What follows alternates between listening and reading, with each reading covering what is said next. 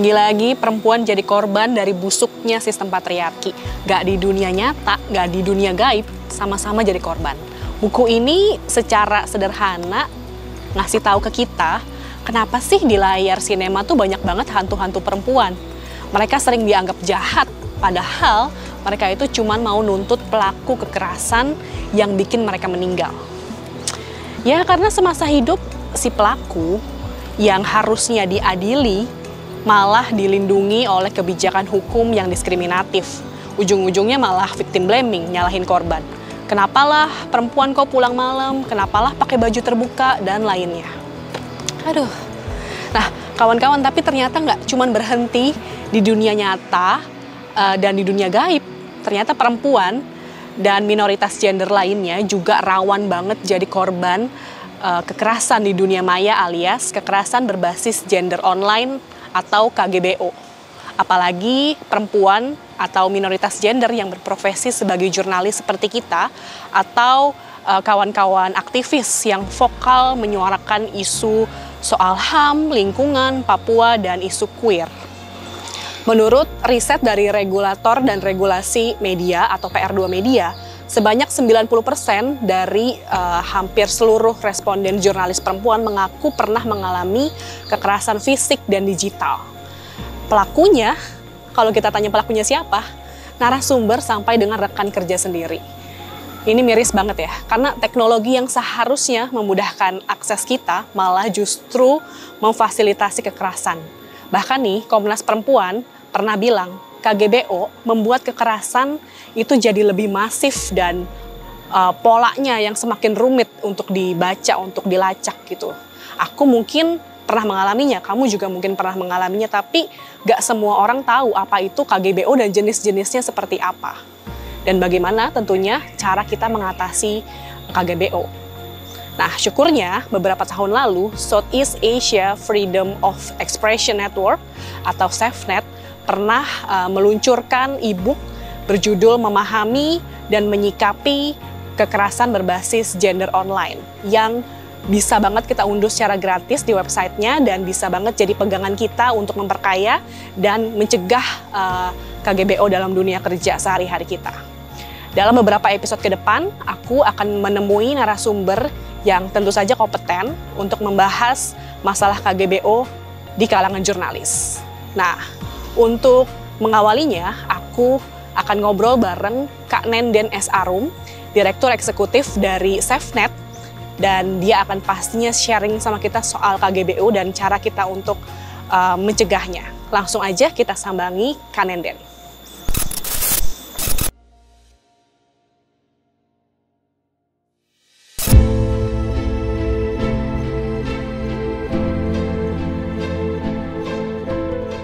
Jadi SafeNet itu kan singkatannya Southeast Asia Freedom of Expression Network gitu ya. Jadi memang kita jaringan yang bergerak pada isu kebebasan berekspresi di Asia Tenggara.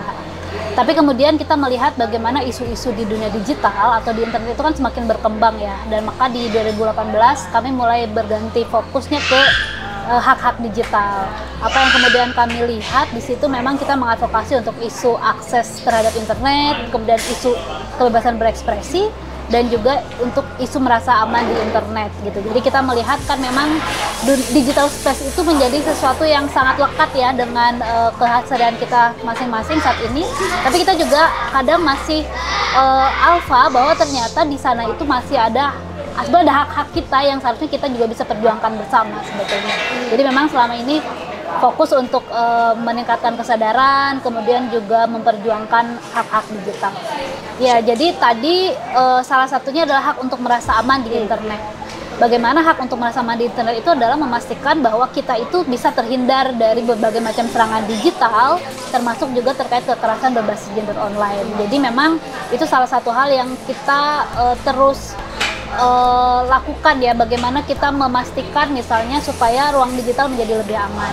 Caranya bagaimana? Ada beberapa hal yang memang selama ini SafeNet lakukan gitu ya. Pertama memang dari bagaimana kita mencoba meningkatkan kesadaran masyarakat terkait pentingnya isu untuk merasa aman di internet itu gitu ya. Jadi memang kita ada beberapa public campaign terkait hal itu, kemudian juga setelah masyarakat mulai sadar, kita pengen bagaimana mereka juga kapasitasnya bisa meningkat misalnya seperti itu. Jadi ada pelatihan-pelatihan juga yang memang dikhususkan terkait isu-isu kekerasan berbasis gender online, juga termasuk dalam konteks misalnya advokasi kebijakan dan juga bagaimana kita melihat adanya penanganan kasus gitu ya, karena kita tahu jumlah kasus terus meningkat gitu ya, bagaimana perempuan yang kemudian menjadi korban karena serangan-serangan digital ataupun spesifik tadi kekerasan berbasis gender online itu bisa mendapatkan bantuan ataupun support seperti itu. Jadi memang itu yang selama ini kami coba lakukan untuk bisa memberikan mulai dari hulu ke hilir gitu ya, dari edukasi, penanganan kasusnya dan juga termasuk meningkatkan kapasitas masyarakat. Kalau bisa ditotal nih Kak, dalam tahun terakhir ini kira-kira berapa sih Kak aduan maupun penanganan yang sudah dilakukan? Karena kami membuka kanal aduan di aduan.safenet.or.id, kalau memang dilihat jumlahnya itu tiap tahun selalu meningkat. Sepanjang 2023 saja jumlahnya bisa sampai sekitar 1.000 lebih gitu ya. Jumlah itu meningkat sekitar 20% daripada aduan di tahun 2022. Memang kalau kita melihat angkanya selalu terus meningkat, tapi kita melihat bagaimana misalnya respons dari negara misalnya ketika melihat adanya data tersebut ternyata masih sangat minim. Dari ribuan itu Kak, ada nggak sih demografinya yang memang dia menyatakan diri sebagai jurnalis? Kalau kita lihat secara spesifik di datanya memang sangat banyak sekali ya gitu. Jadi mulai dari masyarakat sipil kayak kita gitu ya, sampai memang profesinya dari jurnalis, aktivis, bahkan misalnya kita bisa lihat beberapa macam berbagai profesi lainnya juga ada gitu. Dan memang jurnalis karena kita melihat kerentanannya yang sangat tinggi, walaupun jumlahnya mungkin bisa dibilang kalau dibandingkan dengan yang lain sangat minimal gitu ya, sangat sedikit sekali, tapi masih ada beberapa yang memang aduan yang masuk. Iya, kalau menurut Kak Nenden sendiri, kenapa sih profesi jurnalis dan aktivis ya, terutama jurnalis perempuan dan minoritas gender itu paling rentan untuk menjadi korban dari kekerasan berbasis gender online? Ya, itu salah satu halnya gitu ya, bagaimana jurnalis, apalagi jurnalis perempuan gitu ya, yang memang selama ini kita lihat kerja-kerja mereka kan sebetulnya kerja-kerja yang berisiko tinggi gitu ya, apalagi misalnya buat teman-teman perempuan jurnalis yang meliput isu-isu yang sensitif misalnya, mereka sangat mudah ditarget misalnya dari, kan sebenarnya kalau kita lihat dari konteks pemberitaan kan selalu ada by name by line gitu ya, bagaimana orang juga bisa dengan mudah siapa sih yang nulis berita ini misalnya, kemudian di-track lah, kemudian bisa tahu lah siapa kemudian orang tersebut. Di sisi lain juga dalam konteks melakukan kerja-kerja jurnalistik lainnya, dalam konteks peliputan misalnya, bagaimana jurnalis harus bertemu misalnya banyak pihak gitu ya, yang kita tahu mungkin aja ada risiko di situ gitu. Jadi memang keterlibatan jurnalis dalam isu sensitif, kemudian kerja-kerja jurnalis yang memang selama ini juga berisiko tinggi, akhirnya memang menambah kerentanan yang sangat mungkin dialami oleh jurnalis perempuan. Di satu sisi senang karena mungkin aduan ini menunjukkan adanya kesadaran ya Kak. Betul. Kita sadar kalau wah ternyata ada KGBO dan kita harus melapor. Betul. Tapi di sisi lain juga menyedihkan ya Kak, karena faktanya negara pun belum melindungi jurnalis itu sendiri. Dan bagaimana Kak kalau misalnya apakah ada keterlibatan Dewan Pers mungkin atau LBH Pers gitu Kak selama ini dengan SafeNet untuk menangani kasus yang spesifik jurnalis? Ya, kalau memang untuk isu-isu jurnalis kan sebetulnya kita ada juga namanya Komite Keselamatan Jurnalis ya. Jadi di situ memang SafeNet terlibat juga sebagai salah satu anggotanya, bisa dibilang seperti itu. Memang ketika ada kasus yang berhubungan dengan jurnalis, biasanya kami refer ke Komite Keselamatan Jurnalis. Jadi di komite tersebut memang ada berbagai macam ya, dari teman-teman LBH Persnya ada gitu ya, YLBHI dan lain-lain juga ada gitu. Jadi memang karena dalam menangani kasus ini kan sebetulnya sangat disarankan untuk kita bersolidaritas gitu ya, karena sangat interseksional gitu ya, dan apalagi misalnya kebutuhan korban juga sangat beragam gitu. Jadi ketika misalnya kita ada aduan misalnya masuk ke SafeNet, kita lihat dan analisis apa sih yang dibutuhkan oleh korban gitu. Ketika misalnya dia memang membutuhkan bantuan di litigasi ataupun hukum, tentu kita akan arahkan kepada teman-teman yang memang bergerak di isu bantuan hukum gitu ya. Jadi bisa YLBHI, bisa juga LBH Pers. Tapi kalau misalnya teman-teman korban itu kemudian kebutuhannya adalah untuk meningkatkan keamanan digitalnya, tentu nanti SafeNet bisa langsung menangani kasus tersebut Atau misalnya kita juga bekerja sama dengan ada namanya TRACE. TRACE itu adalah tim reaksi cepat yang memang terdiri dari organisasi dan individu gitu ya, memang fokus untuk menangani insiden keamanan digital gitu. Jadi memang beberapa kita coba refer sesuai dengan kebutuhan korban, tapi tentu saja ini semua harus sesuai dengan konsen mereka gitu ya, karena kalau isu kekerasan berbasis gender online kan cukup sensitif gitu ya, dan tidak semua orang kemudian ingin terbuka ataupun supaya kasusnya direfer ke pihak lain. Jadi memang itu selalu ditangani dengan penuh hati-hati gitu ya, dan dipastikan sesuai dengan konsen korban. Ya, karena memang konsen korban ini nomor satu ya, kayak dia mau diarahin kemana itu kita ngikutin aja ya. Kayak bukan kita yang memaksa dia, ayo laporin ke polisi, nggak gitu caranya. Nah, ngomong-ngomong soal polisi nih Kak, sebenarnya polisi kita atau aparat keamanan kita itu sebenarnya sudah punya perspektif berbasis gender nggak sih Kak? Karena bisa dibilang orang jadi ngadu ke SafeNet gitu, atau teman-teman jurnalis ngadu ke AJI gitu, atau teman-teman sindikasi anggotanya ngadu ke hotline sindikasi. Apakah itu menunjukkan bahwa tanda kutip kurang percaya dengan polisi atau gimana nih Kak? Ya, di satu sisi mungkin itu benar ya, bagaimana ternyata ada ketidakpercayaan misalnya publik terhadap aparat penegak hukum. Tapi bisa jadi memang mereka tidak tahu bagaimana alur pelaporan ke pihak kepolisian misalnya gitu. Jadi memang ada beberapa faktor yang bisa kita lihat. Tapi kalau misalnya kita melihat dari pengalaman ya selama ini, bagaimana ketika kita mencoba untuk mengadukan kasus kekerasan berbasis gender online kepada kepolisian, banyak pengalaman dari teman-teman yang di lapangan itu memang melihat bahwa masih sangat minim sekali perspektif korban dari aparat penegak hukum gitu. Bagaimana yang ada misalnya ketika korban melapor ke polisi, bukannya dibantu gitu ya dengan berbagai macam perspektif yang harusnya baik gitu ya, tapi malah disalah-salahin gitu, malah menjadi korban dua kali karena misalnya si korbannya misal diminta untuk melampirkan bukti-bukti yang mungkin itu adalah foto-foto sensitif gitu ya. Nah itu kan sebetulnya membuat korban juga menjadi enggan gitu ya, dan malah takut akhirnya si gambarnya itu atau foto yang menjadi barang buktinya itu malah tersebar misalnya tanpa diketahui gitu. Jadi memang banyak faktor gitu ya, dan memang yang jadi salah satu yang menjadi concern itu memang betul tadi masih sangat minim bagaimana pengetahuan aparat penegak hukum terhadap perspektif korban ataupun perspektif perempuan.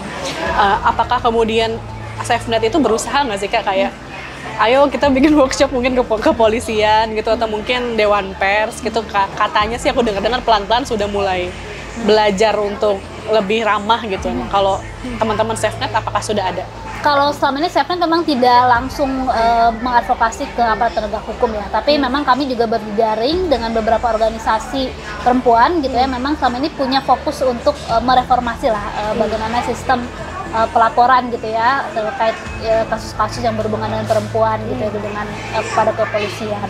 Kami melihat memang sudah ada upaya-upaya tersebut gitu, tapi memang tampaknya masih belum optimal gitu ya, apalagi kalau dilihat misalnya pelatihan-pelatihan itu sudah beberapa kali dilakukan gitu, tapi kan itu hanya pada individu-individu tertentu gitu, dan kalau dengar-dengar gitu ya, teman-teman juga melihat bahwa rotasi di pihak kepolisian juga sangat cepat gitu ya. Jadi yang satu misalnya dilatih, bisa jadi dia selanjutnya udah pindah kemana gitu. Jadi memang ini sesuatu hal yang memang harus kita dorong bersama ya sebetulnya, supaya ini bisa jadi masuk ke dalam sistem pendidikan kepolisiannya gitu. Jadi memang semua orang ataupun semua pihak yang ada di instansi tersebut bisa memiliki perspektif yang sama terhadap korban.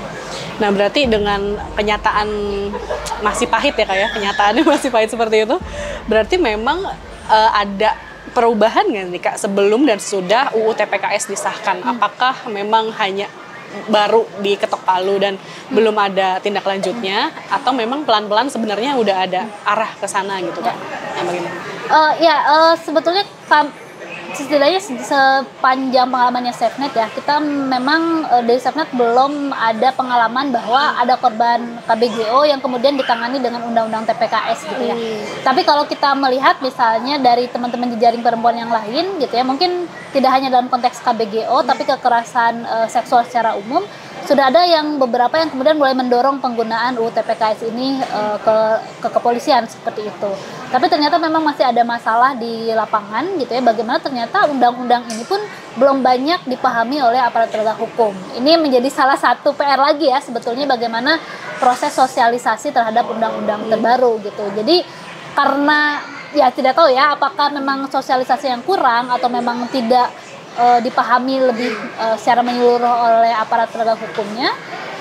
Yang ada tuh akhirnya biasanya balik lagi dengan penggunaan undang-undang ITE gitu ya, karena ini online, ini di internet udah pakai UU ITE aja, padahal kan kita tahu ya bagaimana undang-undang ITE itu banyaknya yang ada adalah backlash gitu, yang kemudian malah mereviktimisasi korban gitu. Jadi memang perjalanan kita masih panjang gitu untuk memastikan bagaimana pemberian keadilan gitu ya kepada korban-korban kekerasan berbasis gender online.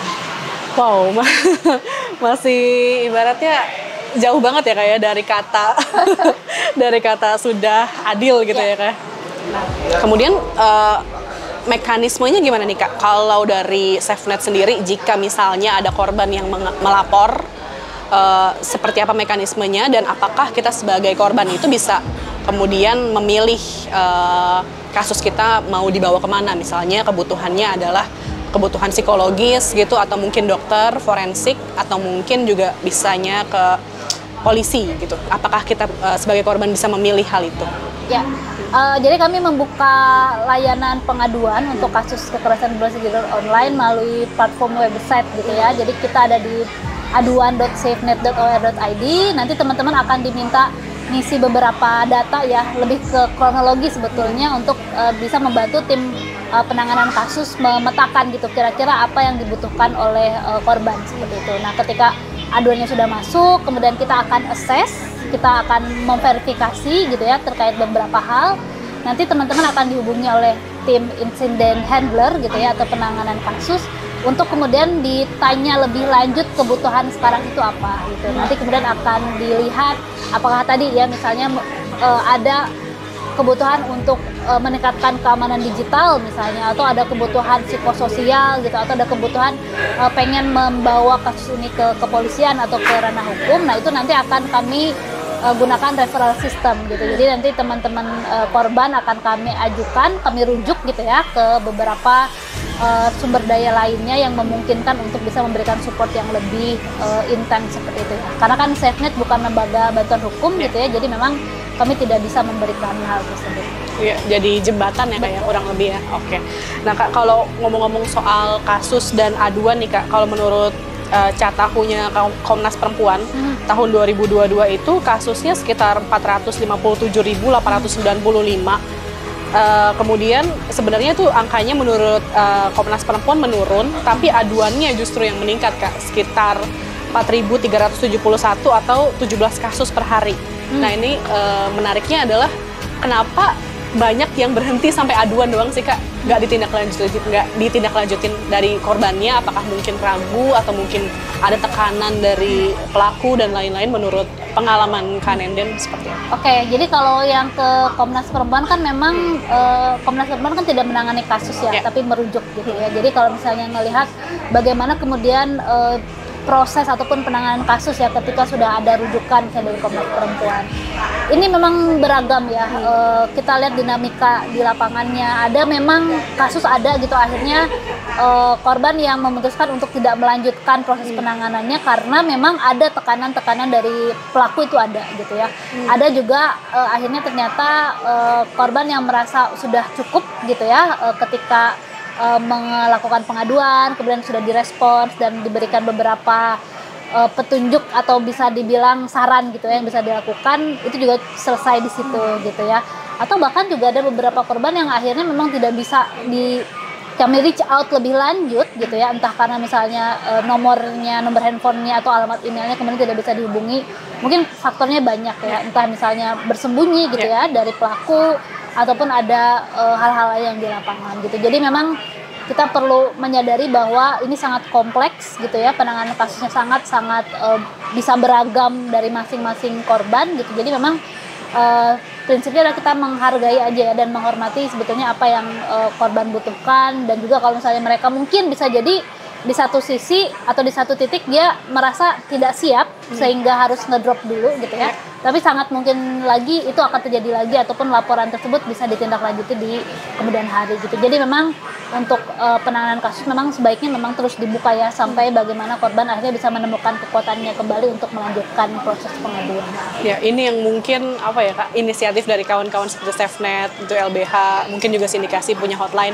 Itu berperspektif korban itu ya Kak, yang mungkin di UU TPKS ini kan dipenggal tuh ya, ada part yang dipenggal soal keberpihakan kepada korbannya lebih ke menindak pelakunya gitu ya.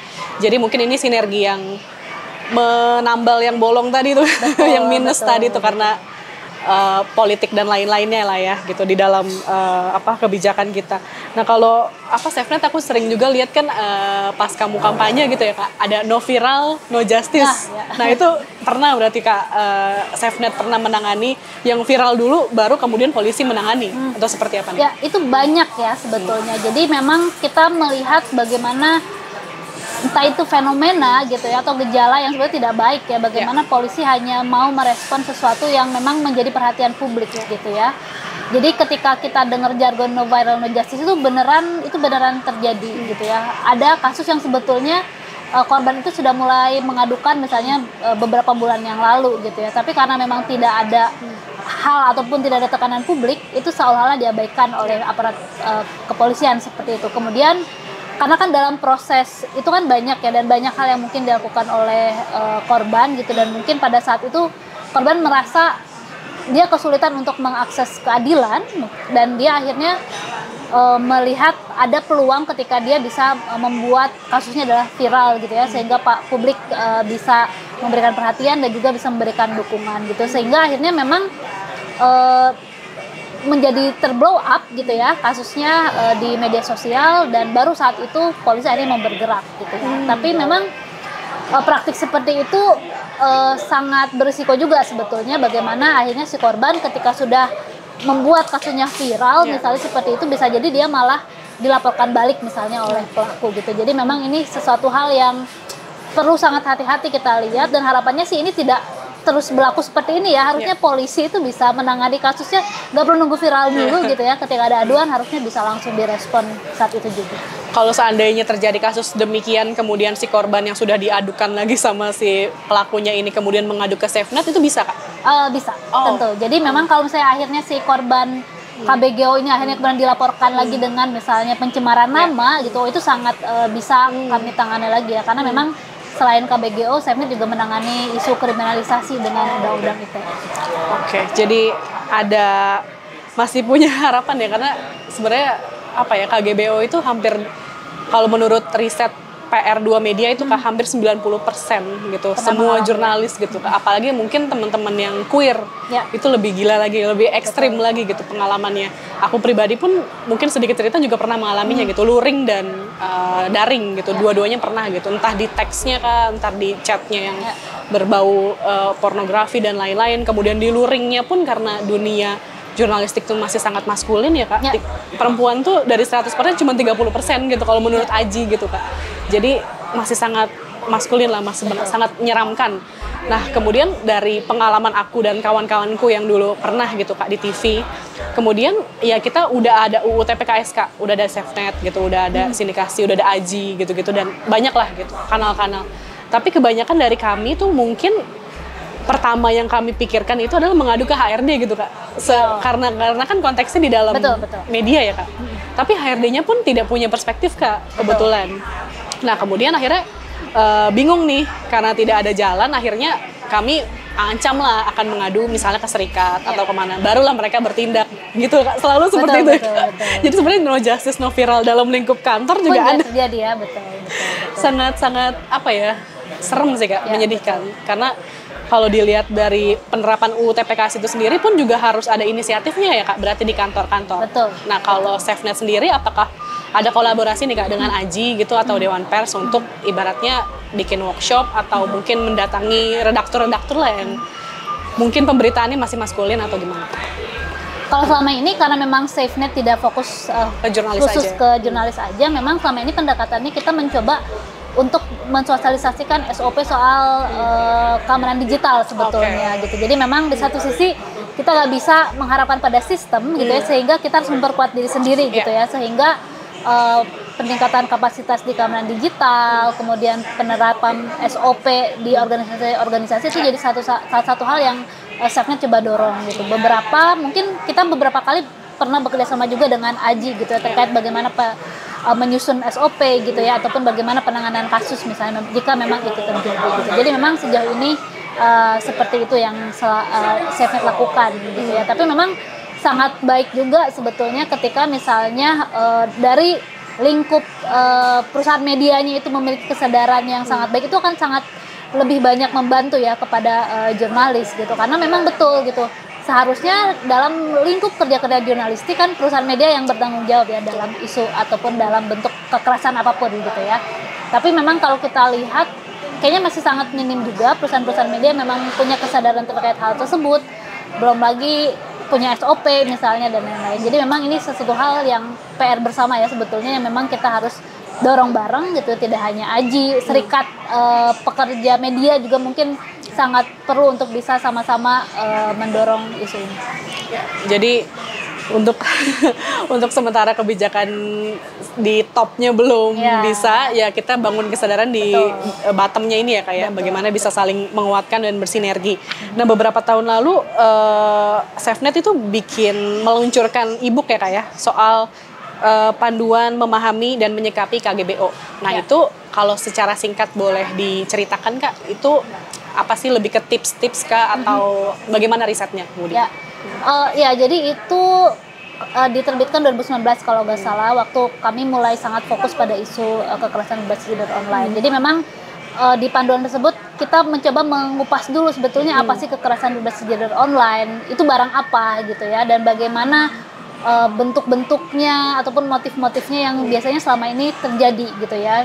Bagaimana misalnya macam-macam kan, spektrumnya sangat luas misalnya bentuk kekerasan berbasis gender online itu, mulai dari komentar di chat misalnya sampai ancaman-ancaman terkait penyebaran konten intim dan seksual. Spektrumnya sangat luas dan itu yang memang kita coba untuk meningkatkan kesadaran dulu nih masyarakat bahwa ada bentuk kejahatan lain, bisa dibilang seperti itu, atau risiko lain yang mengintai perempuan dan kelompok ragam gender lainnya misalnya seperti itu. Jadi di e-book tersebut memang masih sangat membahas hal-hal dasar gitu ya yang perlu dipahami oleh teman-teman, dan harapannya sih ketika teman-teman sudah mulai menyadari pentingnya kita memahami KBGO dan bagaimana caranya kita minimal tahu apa yang harus dilakukan ketika mengalami hal-hal tersebut, harapannya teman-teman juga jadi bisa lebih mencari lebih banyak soal bantuan, support gitu ya, dan bahkan tidak menutup kemungkinan misalnya mereka yang akhirnya bisa memberikan support sistem juga buat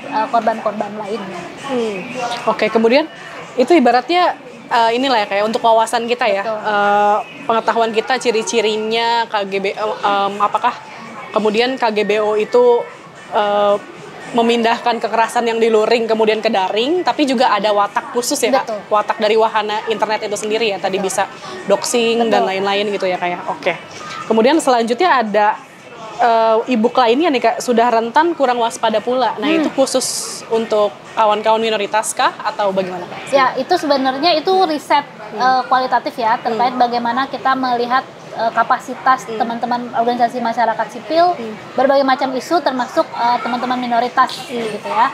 Kita memang melihat kerentanan dan risikonya memang ada dan sangat tinggi gitu ya, karena isu-isu yang di advokasi misalnya seperti itu. Tapi ketika kita melihat lebih dalam misalnya sejauh mana sih mereka akhirnya memperkuat diri sendiri gitu ya, ataupun meningkatkan kapasitas terhadap isu-isu tersebut, ternyata memang masih sangat minimal gitu ya, jadi masih sangat kurang, sehingga kita memang melihat ada celah dan ada kebutuhan gitu ya, bagaimana peningkatan kapasitas dalam konteks keamanan digital itu menjadi sangat penting bagi teman-teman di organisasi masyarakat sipil gitu ya, mulai dari isu lingkungan, isu keberagaman gender dan lain-lain gitu. Jadi memang ini menunjukkan bahwa teman-teman tuh udah sadar sebetulnya ada kebutuhan tersebut, ada risiko tersebut, tapi memang dalam konteks peningkatan kewaspadaannya ataupun kapasitasnya memang masih perlu didorong bareng lagi.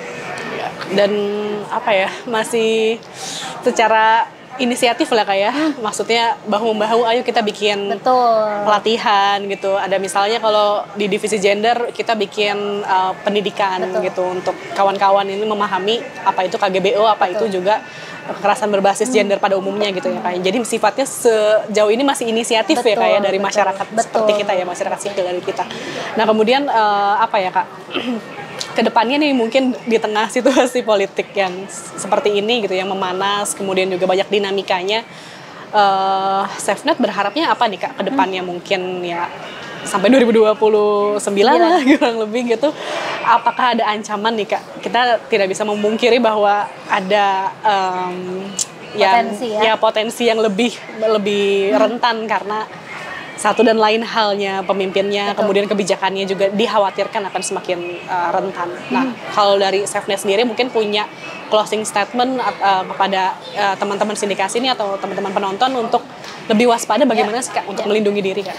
Ya, betul. Jadi potensi meningkatnya risiko ya terhadap serangan digital, terhadap kekerasan berbasis gender online ataupun pelanggaran hak digital lainnya memang sepertinya memang akan meningkat ya dalam waktu-waktu ke depan gitu. Dan kita sendiri tahu gitu, kita tidak bisa mengandalkan negara untuk melindungi kita gitu ya. Dan kita lihat juga banyak upaya-upaya yang dilakukan untuk memperlemah masyarakat sipil gitu. Dan makanya yang bisa kita lakukan kita adalah bagaimana kita bisa mulai memperkuat diri kita sendiri gitu ya. Bagaimana kita bisa membangun solidaritas antar organisasi masyarakat sipil terkait isu-isu hak digital gitu. Jadi memang kita perlu semakin solid, aku lihat sih sekarang sudah mulai ya, kesadaran sudah tahu semua bahwa ini sesuatu yang sangat penting, dan mulai dari situ sebetulnya jadi modal untuk memastikan kita di dalam waktu-waktu dekat ini ke depan ini bisa saling menjaga sebetulnya, saling support, dan tentu saja bisa sama-sama berjuang gitu ya untuk terus mendorong terkait pemenuhan hak-hak digital dan tentu saja terkait hak asasi manusia. Ya. Jadi ibaratnya kita tanda kutip memanfaatkan momen juga lah ya Kak. Maksudnya di atasnya semakin berbahaya, kitanya justru harus memperkuat lebih solid gitu ya untuk kita pelan-pelan bisa selemah-lemahnya iman kita melindungi kita masyarakat lah ya Kak. Ya. Maksudnya entah kebijakannya belum bisa inklusif, tapi setidaknya masyarakat punya kesadaran itu ya. Betul. Untuk lebih aware soal KGBO, terutama juga untuk kawan-kawan jurnalis ya Kak ya. Betul. Oke, baik. Itu aja sih Kak Nenden. Terima kasih banyak nih Kak pembicaraannya, insightful banget, dan juga untuk kawan-kawan jurnalis terutama nggak perlu takut ya Kak. Kalau seandainya mengalami amit-amit ya, meskipun amit-amit, tapi kalau seandainya terjadi gitu, tidak perlu takut untuk mengadukan ke SafeNet karena pasti data diri dan lain-lain isunya aman ya kayak di tangan SafeNet, seperti itu sih. Oke Kak Nenden, itu aja sih yang ingin aku bicarakan karena nanti episode-episode selanjutnya juga akan mengulik nih. Kalau Kak Nenden kan pakarnya, nanti mungkin kita ngomong sama jurnalisnya yang pernah mengalami langsung KGBO gitu, dan mungkin teman-teman di AJI atau mungkin jurnalis-jurnalis perempuan atau minoritas gender lainnya yang bisa nanti penonton kita akan relate nih, oh ya omongan Kak Nenden teorinya seperti ini ternyata beneran terjadi nih sama teman-teman jurnalis. Aku boleh nambahin satu gak? Boleh banget. Nanti bisa diedit kan nanti. Boleh. Jadi satu lagi yang kita lihat ketika misalnya ngomongin masalah isu kekerasan berbasis gender online ataupun serangan digital secara umum itu, apalagi ketika ini menyasar teman-teman aktivis atau jurnalis, masih banyak yang menganggap bahwa itu adalah risiko pekerjaan. Nah, iya betul. Menganggap itu menjadi risiko sehingga dia hanya merasa oh yaudah ini bagian dari pekerjaanku gitu ya. Padahal itu sesuatu yang sangat salah gitu ya. Seharusnya teman-teman ketika memang mengalami kekerasan dalam bentuk apapun, nggak ada itu namanya risiko pekerjaan. Teman-teman harus bisa didorong sama-sama untuk speak up, kemudian untuk bisa mencari bantuan, support dan keadilan tentunya seperti itu. Jadi itu sih yang masih banyak kita lihat di lapangan ya. Benar. Yang menganggap ini jadi oh yaudah nggak apa-apa gitu. Padahal itu bisa terakumulasi dan kemudian tereskalasi lebih tinggi dan itu bisa jadi semakin berbahaya. Kalau di dunia jurnalis tuh dimulai dari ini Kak, lu bukan jurnalis kalau belum tipes. Nah betul itu dia mulainya dari eksploitasi dan ya itu sayangnya masih terjadi kayak gitu. Jadi harapannya sih teman-teman yang di lapangan bisa lebih mulai paham, nggak ada bentuk kekerasan yang terlalu kecil untuk dilaporkan gitu. Jadi sekecil apapun kalian rasakan misalnya itu sangat bermakna banget untuk bisa mulai dibicarakan dan diadukan lah untuk mendapatkan pertolongan. Stop menormalisasi kekerasan dalam bentuk apapun ya Kak ya. Oke, mantap. Oke Kak Nenden, terima kasih banyak waktunya ya Kak. Nanti kita bisa ngobrol-ngobrol lagi next kesempatan. Thank you Kak Nenden.